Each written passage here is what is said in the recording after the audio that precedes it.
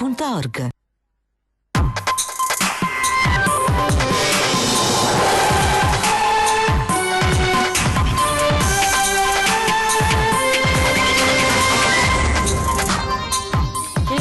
Toninelli sarà a Venezia per un sopralluogo sulle possibili destinazioni future delle grandi navi, un tema che continua a dividere il quadro politico anche in Consiglio regionale. Il decreto Clini-Passera bloccava le grandi navi sopra le 40.000 tonnellate, ma da 7 anni a questa parte poco è cambiato. Così l'ex ministro, ospite a 20:10, dà la colpa alla politica che non ha deciso. Tragico incidente stamattina a Meolo, a perdere la vita sulla strada un ragazzo di appena 17 anni. Mose questa mattina parola alla difesa nel processo d'appello, la sentenza sarà pronunciata il prossimo 12 luglio. Mobilitazione di Antenna 3 per seguire ogni fase del prossimo raduno triveneto degli alpini, venerdì e sabato sera puntate speciali di ring e domenica la sfilata in diretta. 2000 film da visionare in poche settimane entro luglio per presentare il programma, grande attesa anche per le giornate degli autori. Basket, una partita sudatissima, ma alla fine l'Umana Reyer ha avuto la meglio su Sassari nella prima della finale scudetto. Buonasera, ben ritrovati in diretta con l'informazione di Antenna 3 Venezia. Il ministro Toninelli sarà dunque a Venezia in laguna per un sopralluogo sulle possibili destinazioni future delle grandi navi da crociera. Un tema sul quale opinioni e polemiche continuano a dividere il quadro politico anche in Consiglio regionale. Si annuncia come un sopralluogo a tutto tondo con l'ausilio di forze di aria, di cielo e di terra, quello che vedrà impegnato nel veneziano il ministro delle infrastrutture e dei trasporti Danilo Toninelli. Il tema caldissimo è quello delle grandi navi e oltre a spostamenti in barca il ministro potrebbe anche sorvolare la laguna in elicottero. L'incidente nel canale della Giudecca ha innescato un'accelerazione piena di polemiche sulla futura destinazione della croceristica. Le ipotesi sul tavolo sono 3: Marghera, Lido e Chioggia. Da che parte Pendalago in casa 5 Stelle è già stato ribadito più di una volta. Il consigliere regionale Jacopo Berti ha seguito da vicino il problema e ha pochi dubbi: Chioggia. C'è già un porto esistente che potrebbe essere riammodernato e messo nelle condizioni di poter ospitare la croceristica, quindi un lavoro che già esiste, qualcosa di fattivo e soprattutto una città come Chioggia che potrebbe avere una grandissima spinta da questa croceristica. Ma la posizione dei 5 Stelle, pur forte del ministero competente e dell'amministrazione comunale di Chioggia, guidata dal pentastellato Alessandro Ferro, si ritrova isolata a Cafarsetti e a Palazzo Ferrofini. Comune e regione spingono per Marghera e per l'allargamento del canale Vittorio Emanuele. Se il ministro fosse intervenuto a suo tempo quando la Regione Veneto aveva proposto anche di scavare, se non vado errato, cioè di ripristinare un canale già esistente che se non vado errato era il Vittorio Emanuele, probabilmente ciò che abbiamo visto negli ultimi giorni non sarebbe accaduto perché le navi avrebbero fatto un altro giro. Lo sguardo sul ministero è critico anche in casa PD, dove le posizioni appaiono diversificate. Non capisco perché il Ministro intenda riaprire nuovamente delle valutazioni che sono già state fatte. Io credo che il vero quesito sia: vogliamo tutelare Venezia?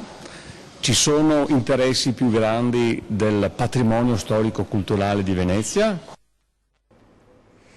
Il decreto Clini-Passera bloccava le grandi navi sopra le 40.000 tonnellate, ma da 7 anni a questa parte poco è cambiato. Così l'ex ministro Clini, ieri ospite a 20:10, dà la colpa alla politica che non ha preso decisioni. Qual è stato il problema? Non è stato un problema tecnico, è stato un problema politico. Sostanzialmente c'è stata una grande difficoltà da parte della politica ad assumersi la responsabilità di una scelta.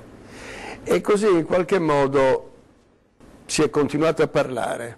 Per cui questa situazione si è trascinata fra comitati, discussioni, dibattiti, articoli, polemiche. Cioè l'obiettivo era quello di tirarla lunga. L'obiettivo era quello di tirarla lunga e tirandola lunga le grandi compagnie delle navi da crociera, questa soluzione. Loro sono sempre state disposte però nello stesso tempo è evidente che trascinandosi questa situazione hanno continuato ad offrire ai loro passeggeri di affacciarsi dal balcone della cabina e di vedere Piazza San Marco. Io credo la soluzione più giusta alla fine, soprattutto per le grandi navi, è quella di avere un approdo a Marghera.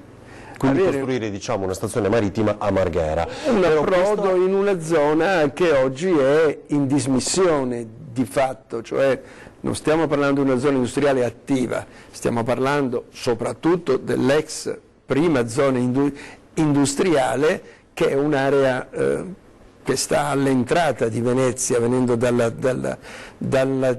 terraferma, e che è un'area che non è più adibita ad attività industriali, per cui il porto lì vuole anche dire creare un volano di sviluppo. E ora veniamo al tragico incidente che si è verificato questa mattina a Meolo. A perdere la vita sulla strada un ragazzo di appena 17 anni. Un'altra giovane vita troncata improvvisamente lungo la strada, quella di un ragazzo di appena 17 anni, Manuel Paulon, residente a Meolo, che questa mattina poco prima delle 11 stava percorrendo via Roma in sella alla sua moto. In corrispondenza di questa semicurva, per ragioni ancora da chiarire, il giovane deve aver perso il controllo del mezzo, andando dritto e picchiando violentemente contro il muretto in cemento di questo passo carraio. Impatto che gli è stato fatale e i soccorsi giunti sul posto non hanno potuto fare nulla per salvargli la vita. Troppo gravi le ferite riportate nello schianto. Ancora pochi metri ed il giovane sarebbe arrivato a casa. È andato giù e ha battuto tranne la moneta, come dicono i vigili. Non sappiamo. A 50 metri era a casa. Straziante la scena per i parenti che sono accorsi immediatamente sul luogo dell'incidente. Il nonno descrive Manuel come un bravo ragazzo, con l'energia della sua giovane età e con la passione per il nuoto.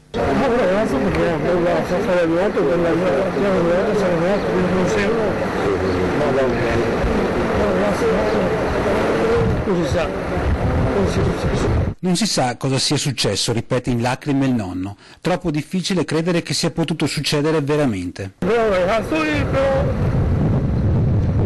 Provocato qualcosa per culo.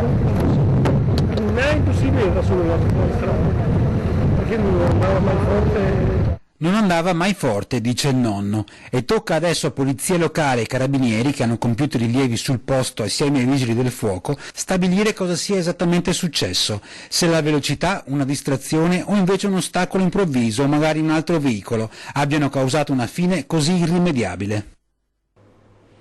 Parliamo ora di Mose. Stamane parola alla difesa nel processo d'appello. Il pronunciamento della sentenza è previsto per il 12 di luglio. Poteva essere il giorno della sentenza nel processo Mose presso la seconda sezione della Corte d'Appello di Venezia, ma si è riservata di decidere il prossimo 12 luglio. Un grande apprezzamento per la Corte d'Appello perché ha saputo tenere in tempi assolutamente stretti la decisione, prima soprattutto di una finale prescrizione, la decisione sul processo. Siamo speranzosi ovviamente in una conferma dell'impostazione d'accusa che ha già affermato il Tribunale. In aula è stata la giornata delle arringhe difensive. L'avvocato Fragasso, difensore dell'ex presidente del magistrato alle acque di Venezia, Maria Giovanna Piva, accusata di corruzione, uscita con una dichiarazione di prescrizione dal processo di primo grado. Gli avvocati Vassallo e Pomanti per l'imprenditore romano Erasmo V, condannato a 4 anni di reclusione per corruzione e al risarcimento di 9,5 milioni di euro in relazione ai lavori di disinquinamento di Porto Marghera, affidati alla sua impresa senza alcuna gara. Infine l'avvocato dell'anno per l'imprenditore veneziano Nicola Falconi, la cui condanna per corruzione in primo grado, 2 anni e 2 mesi, è finita in prescrizione lo scorso aprile. Mi sono soffermato su 2 aspetti, il primo relativo alla incongruenza del fatto che il Consorzio Venezia Nuova, nelle persone dei commissari, si costituisca parte civile in questo processo e contemporaneamente sostenga di non essere legittimato ad essere citato come responsabile dei reati commessi dagli amministratori precedenti, perché i commissari sarebbero i commissari della concessione e non del concessionario. Le arringhe dei difensori dell'ex sindaco di Venezia Giorgio Orsoni per finanziamento illecito, accusa dichiarata prescritta dal Tribunale, dell'avvocato di Corrado Crialese condannato in primo grado per millantato credito e dell'ex ministro all'ambiente Altero Matteoli, deceduto dopo essere stato condannato in primo grado a 4 anni di reclusione per lo stesso episodio di corruzione di 5, si sono svolte invece nel corso della precedente udienza, lo scorso maggio, dopo la requisitoria della pubblica accusa che fondamentalmente ha chiesto la conferma della sentenza di primo grado con qualche ulteriore prescrizione. Presidio questa mattina di fronte al palazzo che ospita il Consiglio regionale di Venezia. I manifestanti chiedono una riforma delle istituzioni pubbliche di assistenza ad anziani e non autosufficienti. Una riforma attesa da 18 anni. Il Veneto è assieme alla Sicilia l'unica regione italiana a non avere ancora varato una legge di riordino delle IPAB, le istituzioni pubbliche di assistenza e beneficenza, come previsto da una legge statale del 2001.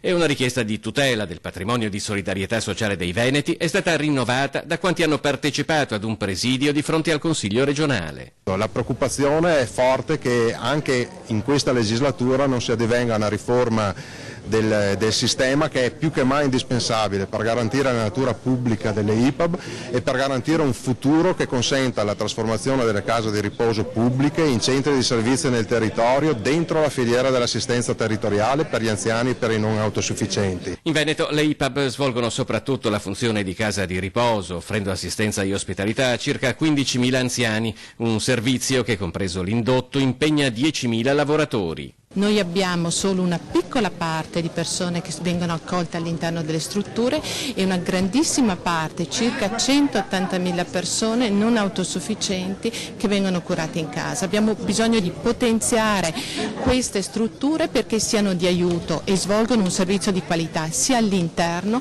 che all'esterno nel territorio. La protesta oggi è rimasta fuori dal palazzo, la richiesta però è quella di un incontro con le istituzioni. La politica deve capire che ha il diritto di governare e prendere le scelte, ma ha il dovere di sentire il corpo intermedio, quindi chi rappresenta la popolazione e in questo caso la popolazione più debole, la popolazione anziana.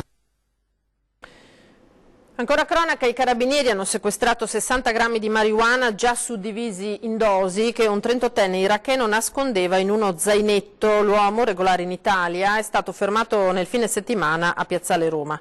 Un arresto avvenuto nell'ambito di una serie di controlli in centro storico che si è concluso con una condanna a 1 anno di reclusione e 4.000 euro di multa.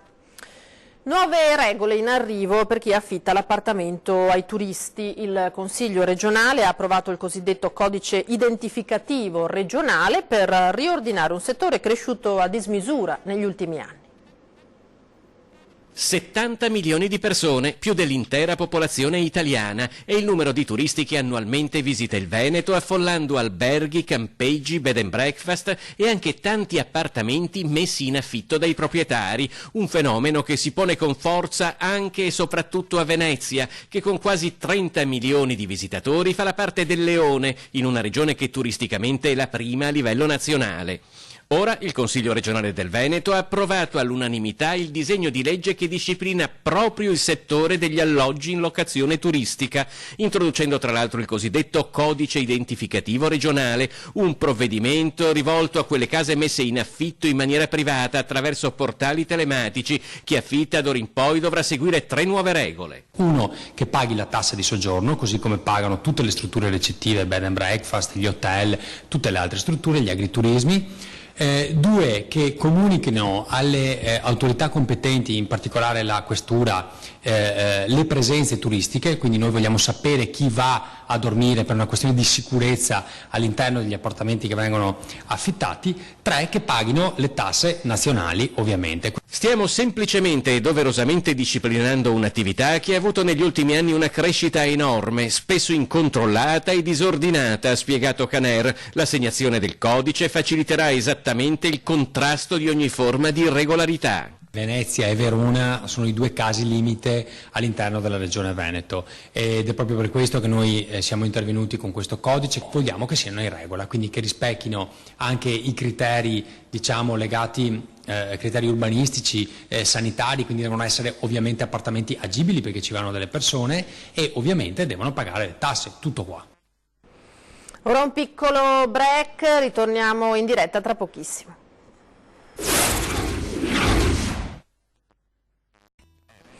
Proseguiamo di nuovo in diretta, proseguiamo con le notizie del telegiornale di Antenna 3 Venezia, parlando del potenziamento della linea ferroviaria nel territorio, che è una priorità sia per il commercio che per i tanti pendolari che si spostano quotidianamente. Il quadruplicamento delle linee è però ancora fermo in alcune tratte. Quadruplicare subito la linea ferroviaria tra Verona, Vicenza e Padova. La presa di posizione arriva dal capogruppo del Partito Democratico in regione Stefano Fracasso, che contesta in tal senso l'indecisione a suo dire manifestata dal ministro Danilo Toninelli per un progetto che era già stato definito ed è ora tornato sotto la lente di ingrandimento dell'analisi costi-benefici. Lo sviluppo della rete ferroviaria non riguarda solo quei 3 centri, ma parte da Venezia per espandersi a tutta la regione. Il porto di Venezia è un porto che sta crescendo come traffico merci, è giusto che sia così, è la porta anche all'Oriente, sappiamo l'interessamento dei cinesi sul porto di Venezia, ma quando le merci arrivano al porto bisogna trasferirle verso la pianura padana oppure verso il nord Europa. Dobbiamo trasferirle possibilmente sulle rotaie perché le strade e le autostrade sono già piene. I mezzi pesanti sulle autostrade inquinano. Oltre al trasporto merci, secondo Fracasso, c'è anche la necessità di offrire risposte a tutti coloro che quotidianamente si spostano in Veneto per studio o per lavoro. Il quadruplicamento ferroviario tra Verona, Vicenza e Padova è necessario, altrimenti i pendolari, quelli che prendono i treni regionali, continueranno a dover aspettare il passaggio delle frecce e poi i regionali si metteranno in coda. La linea è satura e non c'è la possibilità di aumentare il servizio per i pendolari, prima di tutto, se non si fa questo terzo e quarto binario che esiste già da Padova a Mestre a Venezia, infatti lì la frequenza dei treni è molto maggiore. E ora siamo al basket, perché è stata una partita sudatissima, ma alla fine l'Umana Reyer ha avuto la meglio contro Sassari con un grande Bruno Cerella. Chi ben comincia è a metà dell'opera e i ragazzi di coach De Raffaele hanno iniziato alla grande la finale scudetto contro Sassari vincendo 72-70 al termine di una partita tiratissima ma molto equilibrata. Una vittoria importante, su questo credo che sia scontato. Abbiamo giocato una partita in 2 parti diverse, i primi 2 quarti siamo stati molto dentro al piano partita, credo non facendo mai canestro, tirando col 14% da 3 punti, ma obiettivamente ora così a mente calda, tirando tanti tiri aperti che sono nelle nostre corde, forse ci portavamo dietro anche gara 5 con Cremona, comunque queste ultime 10 partite eravamo un po' anche sotto ritmo su alcune situazioni difensive, nonostante il parziale l'abbiamo preso l'ultimo minuto e 40, l'ultimo minuto e 50, se no era 29 pari. Terzo e quarto abbiamo giocato con un'altra energia. Prima sconfitta dei playoff dunque per Sassari, che chiude una serie di 22 vittorie consecutive, ma per gli Orogranata la sfida è ancora tutta aperta. In prospettiva di gara 2 dobbiamo certamente mettere da parte questa vittoria, sistemare un po' di cose, perché ci sono un po' di cose da sistemare, la serie è molto lunga, però va bene innanzitutto aver iniziato in questo modo, però la serie è lunghissima. Mobilitazione totale, è proprio il caso di dirlo, per Antenna 3 durante l'intera settimana per seguire ogni attimo del prossimo raduno Triveneto degli Alpini, venerdì e sabato sera, puntate speciali di Ring a partire dalle 21:15 in collegamento con Tolmezzo e domenica la sfilata in diretta. Viva gli alpini e viva le stelle alpine! Sarà una grande settimana all'insegna delle penne nere, come sempre su Antenna 3. I giorni che ci accompagnano al raduno Triveneto degli Alpini a Tolmezzo questo weekend racconteranno i preparativi, le emozioni, i ricordi e gli incontri di un grande popolo propenso all'aiuto del prossimo. Ancora cappelli puliti, ancora file compatte, ancora bella gente. Un servizio dedicato alla scoperta della patria, dedicato alla scoperta dei principi del dovere, dell'onestà e della coerenza. Ogni giorno i telegiornali sveleranno il retroscena dell'organizzazione dalla voce dei nostri alpini, ma Antenna 3 ha in serbo 2 grandi novità. Oltre alla diretta dell'intera sfilata domenica a partire dalle 9:30, venerdì e sabato sera infatti alle 21:15 andranno in scena 2 puntate speciali di Ring, interamente dedicate al raduno triveneto. Ospiti, servizi e collegamenti in diretta da Tolmezzo per seguire tutte le emozioni di questo weekend di festa e ritrovo. L'omaggio all'ossario e i frammenti di storia del Museo della Grande Guerra di Timao di Paluzza, ma anche reportage dai luoghi in cui si combatté tra i monti del Pal Piccolo e Pal Grande, o dove perse la vita la portatrice carnica, medaglia d'oro a valor militare, Maria Plozner-Mentil. Antenna 3 accenderà i riflettori sui primi arrivi, gli allestimenti, le cerimonie che precedono la sfilata di domenica, per non perdere il nostro appuntamento con la storia.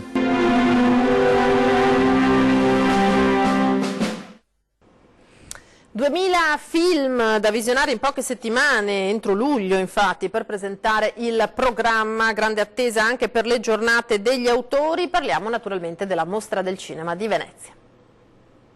Mancano ancora quasi 3 mesi, praticamente un'intera estate davanti, ma la 76esima Mostra internazionale d'arte cinematografica di Venezia ha già aperto il suo quartier generale tra il Palazzo del Cinema e l'ex Casino al Lido di Venezia. Il direttore del festival, Alberto Barbera, insieme alla sua assistente Angela Savoldi e a tutto lo staff della Biennale, società presieduta da Paolo Baratta che organizza la mostra, si sono trasferiti in pianta stabile al Lido. La mostra torna quest'anno con la consueta carata di star sul red carpet dal 28 agosto al 7 settembre. Il direttore Barbera, impegnato a visionare con i selezionatori e il suo staff oltre 2000 film, per il momento preferisce concentrarsi sulle proiezioni senza fare commenti, ma è probabile che già la prossima settimana possa arrivare qualche annuncio, dopo quello della madrina delle serate di apertura e chiusura Alessandra Mastonardi. C'è grande attesa anche per la giornata degli autori. Le strutture saranno le stesse, quindi la Villa degli Autori, pochi passi dopo l'Excelsior, e poi la Sala Perla 2, che insieme alla Mostra del Cinema e al mio collega Alberto Barbera. C'è grande attesa. Selezione compatta, corta, 11 film in selezione ufficiale, un solo premio e poi il premio del pubblico. Poi Gosetti fa una promessa che è una garanzia. Io sono in questo momento a Londra a raccogliere titoli, film, possibilità. Dopo la conclusione del Festival di Cannes, insomma, i grandi lavori e il conto alla rovescia verso la 76esima Mostra del Cinema di Venezia sono partiti. Era l'ultimo servizio per questa sera. Io vi ricordo, come sempre, dopo i nostri telegiornali, l'appuntamento con 20:10 in studio, ospite Mario Conte, sindaco di Treviso, che traccerà il bilancio del primo anno di amministrazione. È tutto dunque, a me non rimane che salutarvi e lasciarvi alle previsioni del tempo per domani. Arrivederci.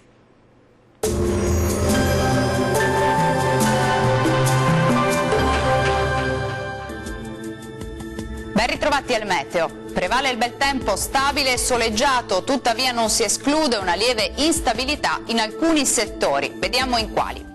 Sul Veneto qualche nube in più sui rilievi, dove saranno possibili anche dei piovaschi, specie durante le ore pomeridiane. Più soleggiato invece sui restanti settori. Temperature minime tra 16 e 21 gradi, massime comprese invece tra 27 e 31 gradi circa. Bel tempo anche sul Friuli Venezia Giulia, dove sarà asciutto e stabile ovunque, con il sole che sarà protagonista su tutti i settori. Il cielo infatti si presenterà sereno su tutte le province. Temperature minime tra 18 e 22 gradi, massime oscillanti invece tra 27 e 31 gradi. Raggiungiamo infine il Trentino Alto Adige, dove andrà meglio al mattino con ampio soleggiamento. Durante le ore pomeridiane invece avremo qualche pioggia a carattere sparso, ma in genere di debole intensità. Temperature minime sui 16 gradi, massime comprese tra 30 e 31 gradi. Bene, dal meteo di Antenna 3 per ora è tutto. Arrivederci.